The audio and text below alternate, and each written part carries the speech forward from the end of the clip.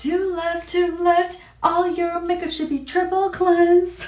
I sincerely apologize for being tone deaf, but seriously, we have to triple cleanse because I have a lot of makeup on after coming back from the Beyonce concert. So the first step to my triple cleanse is using a makeup remover. This is from Clé de Peau. It's one of the best. I have a lot of eyeshadow on. When I say it's the best makeup remover in the world, I'm not even kidding you, because basically everything is off.